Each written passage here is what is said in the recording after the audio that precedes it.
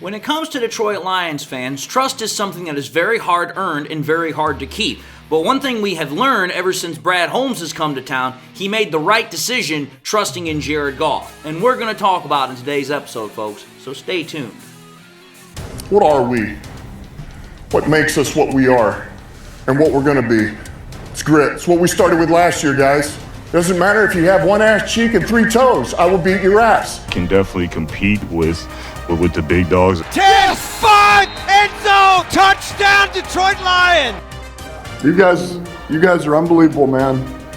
I'm telling you. We are driven by Detroit. Hello, Lions fans, and welcome back to yet another episode of MCM Motor City Mania. I'm your host, David T. Pike, and as always, we're diving in. So, here's the thing, folks. When we talk about the Detroit Lions as they currently are right now, there's a lot of things that play into how the Lions have gotten to where they are currently. A lot of moves, lots of acquisitions, certain players that have come and gone. A lot of all that plays a factor. But I'm going to say this right now. Perhaps no move as far as a player acquisition has been more crucial, has been more important to the Lions' current success than that of acquiring and keeping Jared Goff. Because we have to understand something here. When you take a look at that move in particular, and then you start putting it in perspective with how Lions fans have been, how this team has been in the past, if there's one thing I can say with almost any certainty, perhaps there is no team in the NFL where there is more pressure, there is more of a desire from fans and from the actual organization to perform and produce results to gain trust than that of the Detroit Lions. Because it's like, listen, Lions fans, even the organization to a certain extent, they have had it to where it's like, hey, we're hard pressed to trust things. We want to see things actually happen before we're willing to trust in something. And so when you think about it, for the Lions fan base in particular, this is a fan base that for the longest time has been extremely hard to gain the trust of, whether it has been to the fact of inconsistent performance from players and the team, or to what would be considered apparent indifference from the front office and ownership. However, though, when Brad Holmes and Dan Campbell took over, the team had an immense amount of hope and optimism because of the fact that the way they started doing things, how the whole thing started and proceeded from that point forward, it seemed to be completely different. And there was a lot of, like I said, hope and optimism that the Lions had finally found a winning formula with these two men. However, like I said, the first move that regime did spawned a lot of controversy, and it still, for some fans, continues to be a controversial issue today, and that was getting Jared Goff to become the quarterback of the Detroit Lions. Now, when Goff was originally traded for, the predominating thought by a lot of people, Lions fans, analysts, whatever, like I said, a lot, not everybody, but a lot, was that the Lions were doing three things by trading for Jared Goff. One, they were officially rebuilding the team through the draft rather than, as they would have said in the past with Stafford, retooling it. Number two, they were giving Stafford a chance to win somewhere else and to do right by him because Stafford said he wanted out. And then the third thing that they were doing, supposedly, was using Goff as a bridge quarterback to the actual guy that was going to take over. Now, why am I revisiting this topic? Why am I going on this topic yet again, even though we're 3 to 4 years removed from the actual event that, I'm talking about here?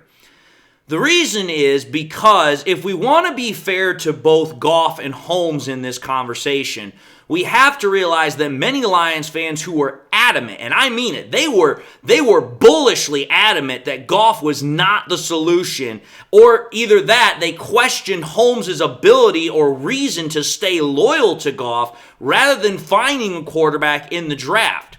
And it's like, dude, I remember those days. You go back to the 2021 draft. You go back to the 2022 draft. You could literally almost go anywhere on Facebook, anywhere on Twitter, anywhere on YouTube, and you would literally hear it from everybody. The Lions are not going to stick with Goff. They are going to find a new quarterback. It's written down. It's going to happen. And there were Lions fans that were they were adamant. Some of them almost violently so.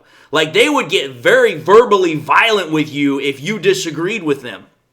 But the reason why I'm talking about this is because, again, I agree with what Brad Holmes says. Like, you have to kind of take a couple of years removed from a particular draft class before you can start actually seeing whether or not a player has been good or not. And it's like, okay, the 2021 NFL draft was almost 3 years ago. The 2022 NFL draft was almost 2 years ago. So it's like, okay, I can now start actually taking a look at some of these guys that fans of the past wanted to talk about bringing in and be like, this is actually a very interesting time to have this conversation. So let's take a look at it. Let's go back to 2021's NFL draft class for quarterbacks. I'm going to put the list up on the board because I'm not going to talk about all of them. But let's just take a look at the top quarterbacks, the ones that went in the first round. You had 5 quarterbacks that went in the first round in 2021. That was Trevor Lawrence, Zach Wilson, Trey Lance, Justin Fields, and Mac Jones. I'm going to just say this right now. For anybody that knows exactly where I'm going with this conversation, just think about this. How many Lions fans all thought, oh, you know what? The Lions should draft maybe Zach Wilson. They should trade up for him. Or maybe they should trade up for Trey Lance. Or maybe they should go get Justin Fields or Mac Jones. Here's the funny part about this whole process is that if you take a look at those 5 quarterbacks that I just mentioned that were in the first round, only one of them is still the starter for the team that drafted them. And that's Trevor Lawrence. He is the only quarterback that is still on the original team that drafted him and is still considered the starter. There is one other guy that's still on his original team. That's Zach Wilson. But there's not a chance in hell the Jets are ever going to start him again unless it's for emergencies. But if you think about it, Trey Lance, drafted by the 49ers, the 49ers had to trade up massive to get him. He's now with the Cowboys as a backup quarterback. Justin Fields just got traded for a damn 6th-round pick from the Bears to the Steelers. And then you take a look at Mac Jones, who was drafted by the Patriots. He's now on the Jaguars as Trevor Lawrence's backup. So it's like, this right here is kind of interesting to me. It's like, all of these guys that I'm talking about, there were Lions fans that would have swore up and down, oh, this guy's going to be the next best thing. We just need to get him on our team, and he'll lead the Lions to whatever. But yet, some of these guys actually went to teams that were in better condition that the Lions were in at the time and completely stunk it up. Case in point, Trey Lance went to the 49ers. The 49ers back in 2021 were still considered one of the best teams in the NFL. Mac Jones was taking over from, the fact that Tom Brady had just been there previous year. In the very first year, he went to the playoffs. So it's like there were some guys that were thought, hey, you know what? You just give them the right situation, they'll work out. But yet, like I said, all but one of them is still the remaining starter for their team. But let's understand something here. Trevor Lawrence, he is not exactly, even though he's been the best quarterback, arguably, without a shadow of a doubt from the 2021 NFL class, he's not exactly been like, wow, from the 2021 class. Yeah, he's the best one. But it's like, listen, when he was coming out of college in 2021, he was touted as a generational quarterback. He was touted as the best thing that the NFL had seen since arguably Peyton Manning had showed up. And it's like, you take a look at Trevor Lawrence over the first 2 years he's been in the NFL, it's not exactly been that good for him. Actually, it's now 3, pardon me. But either way, the point of the matter is it's like, Trevor Lawrence has not exactly been that impressive in his first 3 years. He hasn't exactly been terrible, but he hasn't exactly been impressive either. So there's that side of that coin already. And like I said, that's just the 2021 NFL draft class.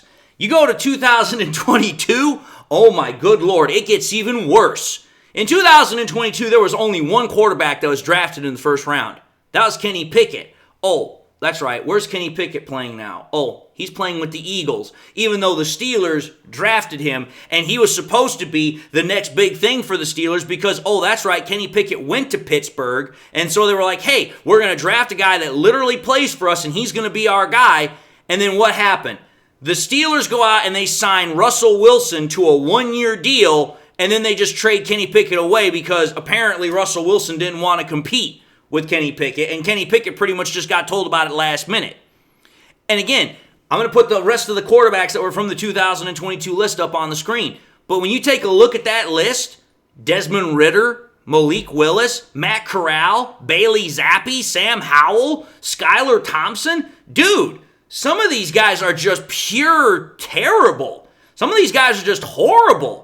Think about it here. Again, I go back to 2022. You want to know how many arguments I got into fans where people thought, oh, you know what, the Lions should draft Desmond Ridder. Or the fact that everybody thought the Lions should draft Malik Willis at the end of the first round, because how many damn mock drafts by mock draft analysts said, you know what, Malik Willis is a potential first round draft talent. We have to draft him at the bottom of the first round because it would be a really great pick for us.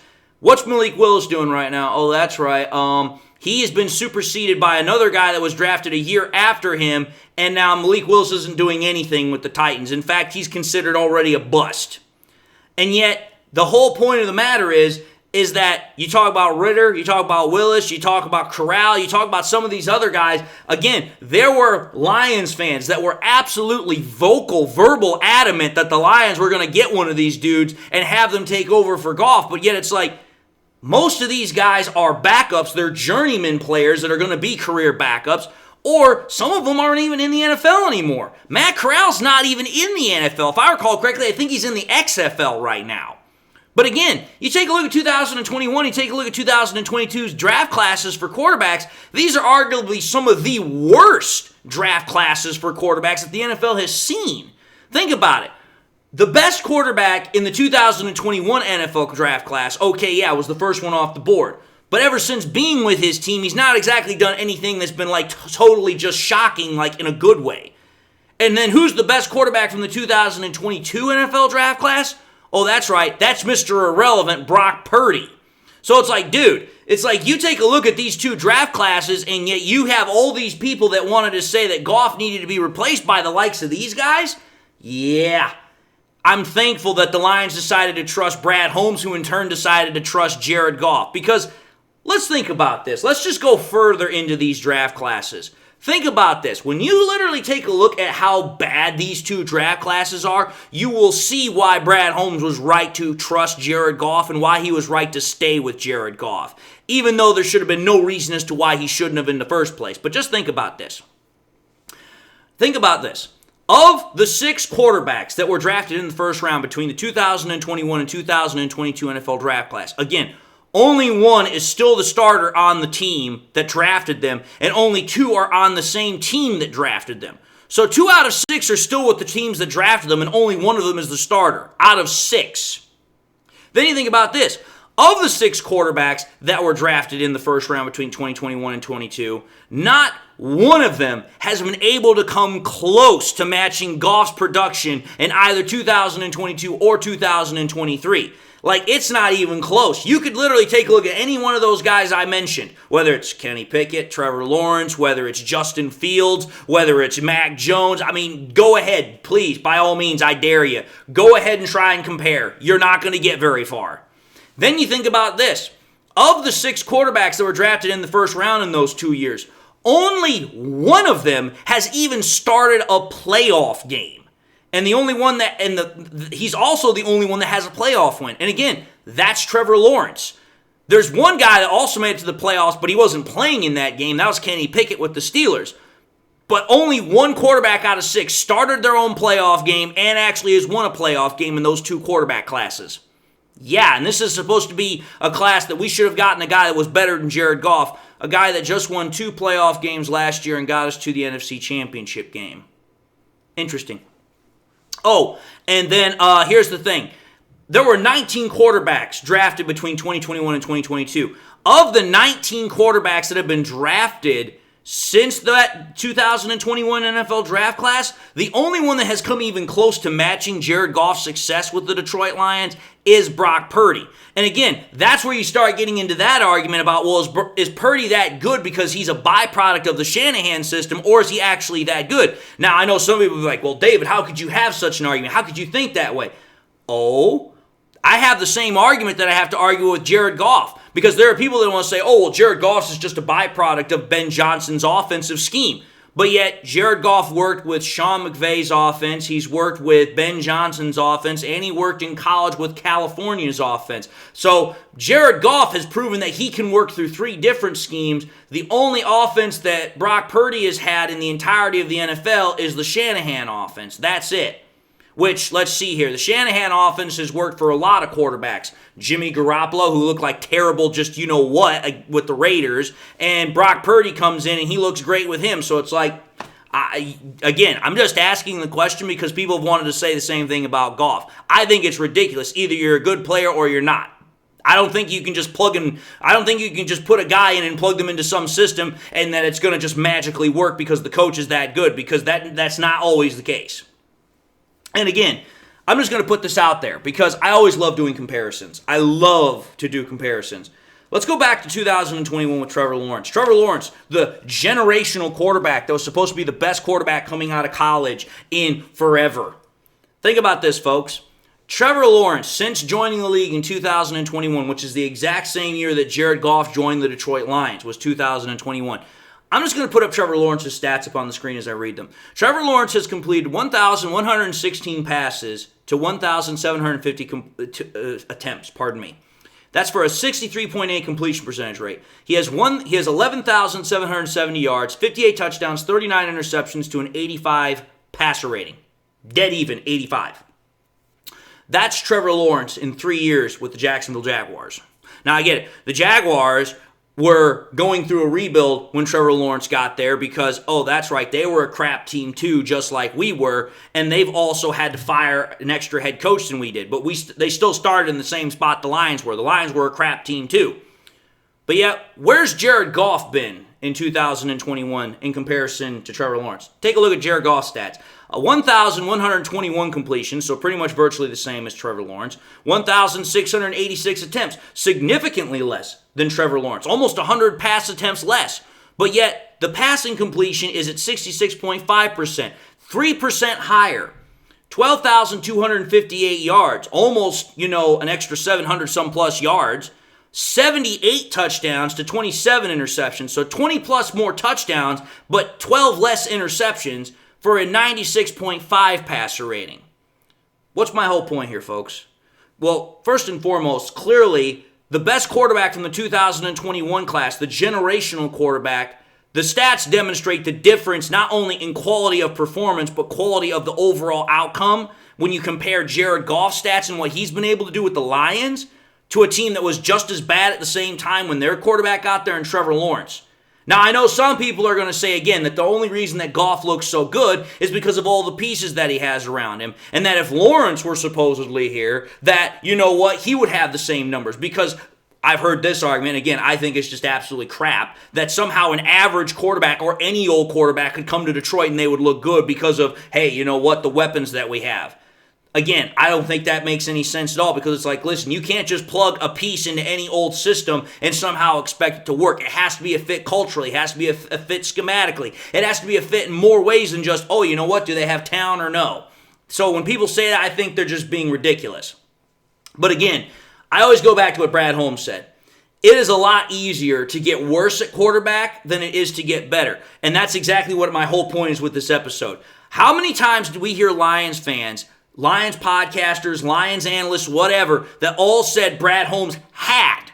Not like it was a choice, like he must draft a quarterback or else. And for 2 straight years, Brad Holmes not only passed on a quarterback, he did not even go close to drafting a quarterback. And again, when you take a look at the 19 quarterbacks who were drafted in 2021 and 2022, it makes damn good reasonable sense why he didn't.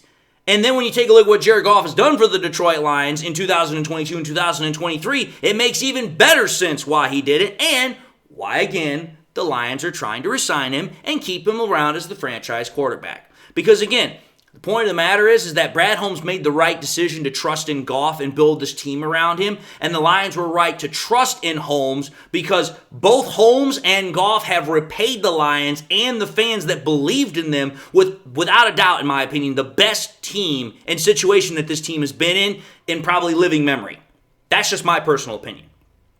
But anyway, folks, I figured I've said my piece on this, so I'm going to end the episode, and I just want to say thank you all for watching in another episode of MCM Motor City Mania. If you like what you saw, by all means, I highly encourage y'all to watch the next episode. Also encourage y'all, please, to do one of these three things. Like, comment, and subscribe. If by chance you subscribed in the past and you forgot to do so at the time, or you just subscribed and you not had a chance to do so, again, please subscribe. It helps out the channel, and I'm thankful for every subscription that I can get. But I also want to encourage y'all, please, after you subscribe, make sure you hit that bell notification icon as well, so that way you never miss any more content that I push out.